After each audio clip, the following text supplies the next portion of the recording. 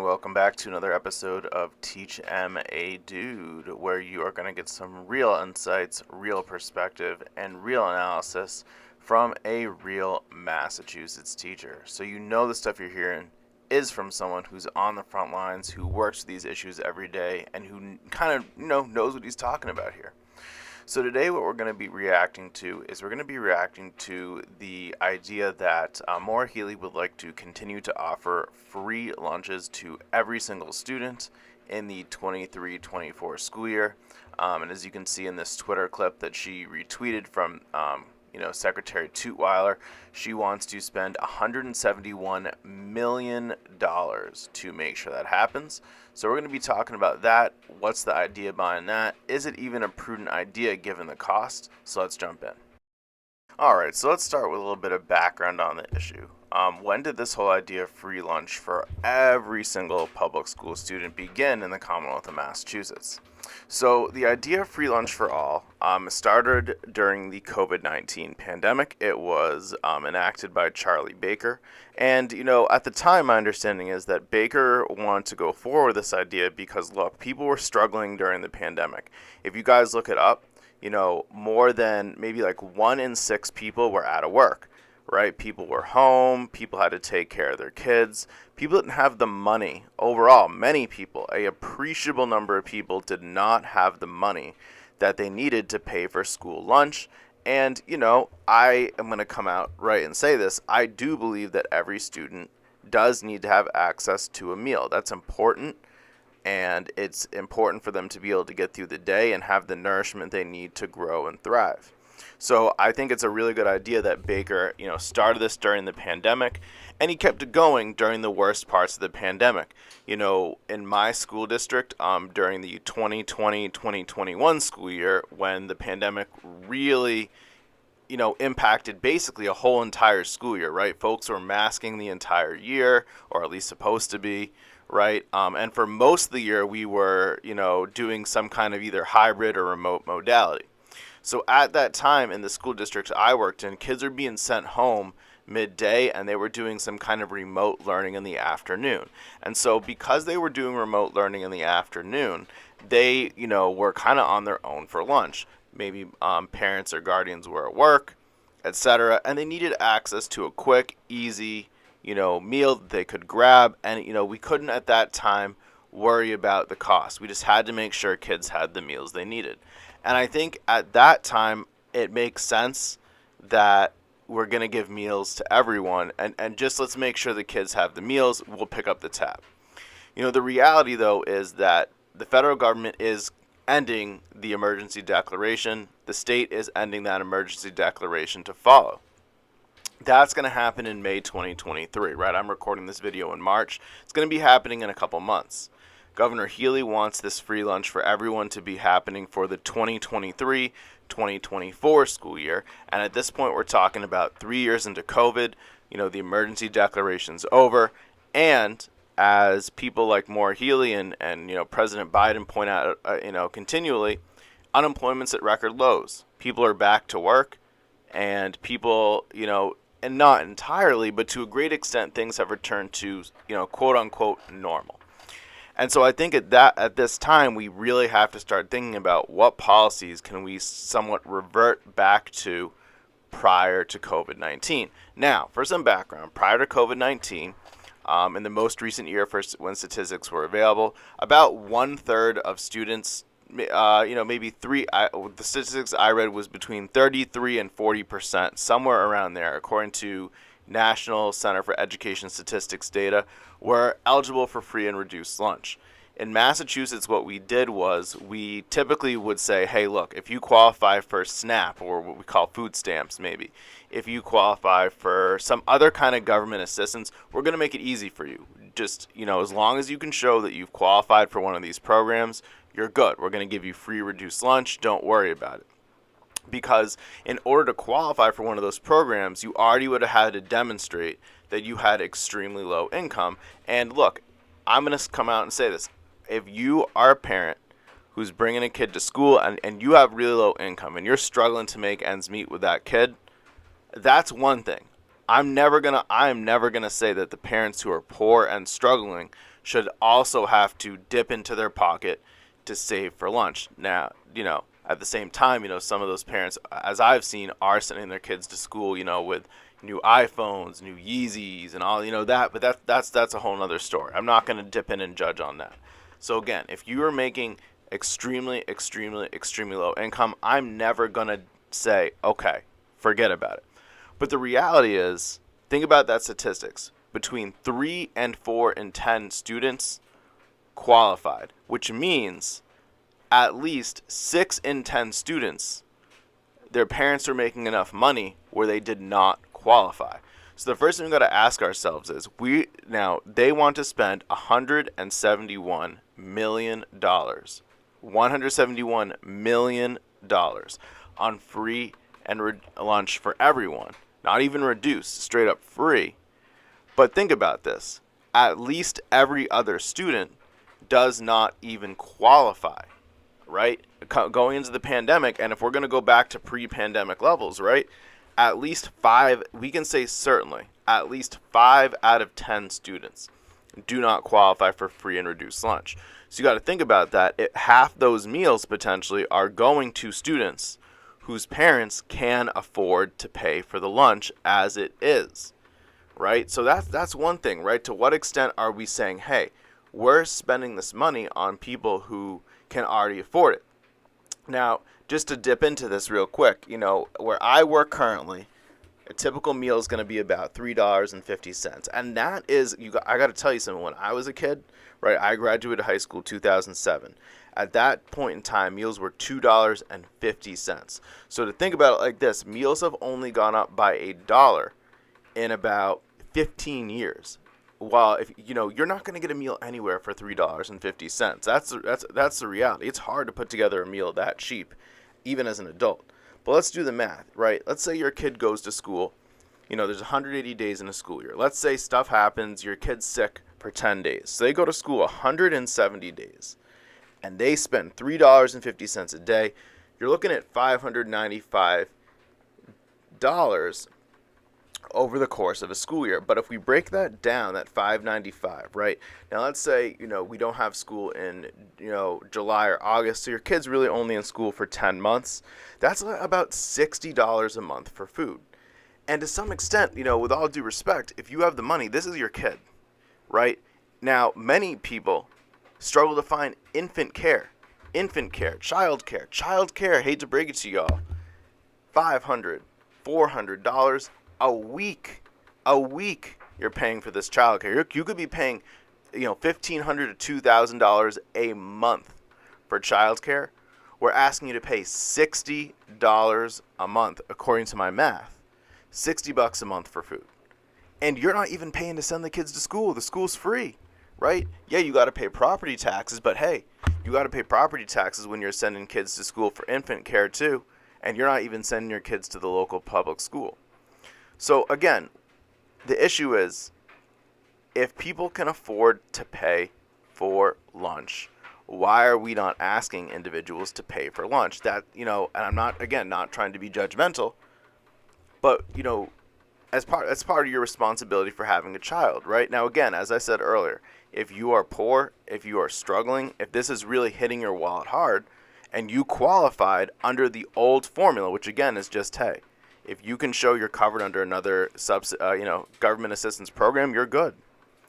They were really rolling back the level of forms and paperwork that needed to be done.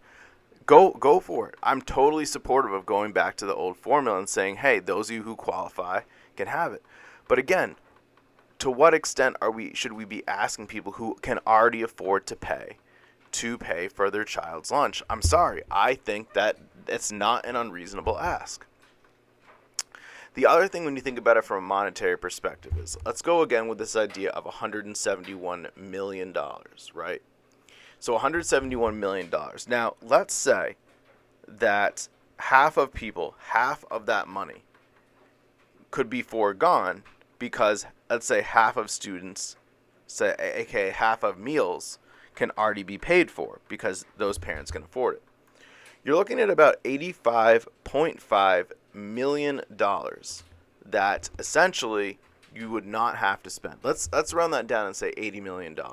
Think about what we could do with $80 million, right? $80 million. So let's think about the fact that paraprofessionals in Massachusetts, right? Paraprofessionals are being paid a wage. And I saw it recently in Wellesley, Massachusetts. They want paraprofessionals. They're fighting for paraprofessionals to be guaranteed a salary of $30,000 a year. Now think about that. The minimum wage is $15 an hour. If you work for 40 hours a week, okay, 50 weeks a year, $15 an hour, right, is $30K a year. Now, right now, a paraprofessional in Wellesley, a rich district where I'm guaranteeing you most of those kids can already pay $3.50 a day for lunch. Those paraprofessionals are making $25K a year because remember, they don't work every single day of the year. They're not paid the days they don't work, so they don't get anything for the summer. They're not paid on holidays. They're not paid on snow days until those days are made up later. They're not paid for many, many things, right? The districts keep those hours tight. So a paraprofessional is not even paid what we would consider to be $15 an hour stretched out over the school year. Now, if you took that $85 million, right, and you split that into $5,000 stipends, you could give 17,000 paraprofessionals a $5,000 living stipend, and that would cost you $85 million. And in exchange, you tell parents who can already afford to pay for their kids' meals to simply pay for their kids' meals. Now, here's another statistic, right? Let's say we want to provide brand new Chromebooks to kids so that kids from, lower income backgrounds have tools that they need to succeed, right? That technology. Let's say a Chromebook costs $325.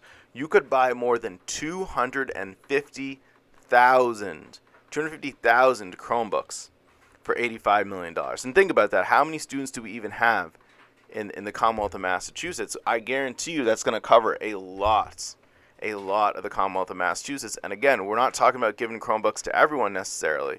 We're talking about maybe funding, new programs in, again, traditionally struggling districts. I saw news coverage from, Massachusetts state representatives in the rural areas saying, hey, we're really happy that Maura Healey is actually acknowledging the needs of rural districts. And I think one way to make sure we acknowledge that is, hey, we could pump a lot of the $80 million into the rural districts because, maybe we get them some network infrastructure. It's typically tough to find internet out there. Maybe we can get them some more technology. There's a lot of things we can get done, and we're sitting here saying, let's give food to people who can already afford it. And again, I'm going to continue to say this. If you cannot afford to send your kids to school with a healthy lunch, then that's one thing. I'm never going to say tell that kid they can't pay. There are some kids who unfortunately run negative food balances because the parents are not able to keep up with the food balance. Maybe can we explore the possibility of, because I've seen stories where literally teachers are paying their own salary to make sure kids don't have negative lunch balances. Can we invest in some alternatives that when a kid has a negative lunch balance, we don't give them the bee's knees, but we give them a little bit of food to eat, right? Maybe we can find a way to make sure that those kids who have that negative lunch balance are still able to have access to a healthy meal. But again, I believe, my personal opinion is, in my experience working in Massachusetts for almost a decade, we've previously had a situation where we stuck to kids who only really could not afford lunch due to, family circumstances. We were able to make it happen. Now we're talking about spending $171 million when many kids can already afford to pay for lunch every day. And the second thing, point of this argument I want to jump into is this idea of responsibility. And I'm not trying to speak negatively about those parents who cannot afford, but I believe as part of education, it's kind of a triangle of responsibility when it comes to what students are doing in the classroom, right? You got the teacher, you got the student, you got the parent. And to me, what's frustrating about this is we are taking a lot off the parent. Now think about this. You're a parent, right? You got to drop your kid off for school, or you got to make sure many places have buses. Many kids get to school on their own. You got to see the kid out of school at, let's say, 7 in the morning, probably earlier. Let's say you got to see your kid out of school at 6 in the morning, right? You got to make sure you receive that kid back at home, maybe 3 or 4 in the afternoon. So we're talking about, and that kid's sleeping until 5 in the morning. They're going to bed, who knows when. But the school is already taking the kid into their charge for most of the day. The school is providing safety. The school is providing an education. The school is providing loving adults who care about them, structure, discipline, things like that. And what upsets me is this idea that we're now saying, and not only that, you don't even have to worry about feeding your kid for one of the biggest meals of the day. A lot of schools are also providing free breakfast. So if we're providing free breakfast, free lunch, free education, right? We're providing loving, caring adults, safety, a learning experience, college guidance, emotional guidance, social emotional learning skills. We are already doing so much of the parenting during the school day, and now we're going to say we're not even going to make you pay for lunch. My thing that frustrates me is that, in my opinion, it's got to be a give and take. So we're giving something. We need everyone to give something, right? And I'm going to probably make this another video about how I think this is kind of more evidence about how the pendulum is swinging. The pendulum is swinging very far, and I think this is part of why teachers are starting to get burned out, is that we're now saying we're going to take another thing off of the parents' plate. Don't even worry about paying for your kids' lunch. And it might seem small, but it is a big deal, because what are we asking the parents to give us in return, right? I'm still, how have the parents shifted their paradigm and how they want, because, a lot of parents who are falling into this situation, I don't see them picking up the phone. I don't see more parents picking up the phone. I don't see more parents responding to emails. I don't see more parents coming in for parent night.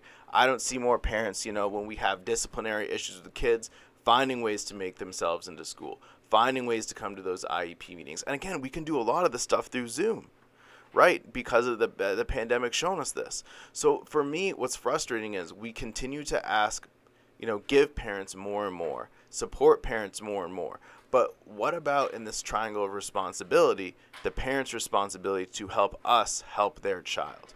So again, I'm not trying to be judgmental, but in my opinion, it's got to be a give and take. When we give parents something, when we give students something, it's because we want to help them and we want to support them.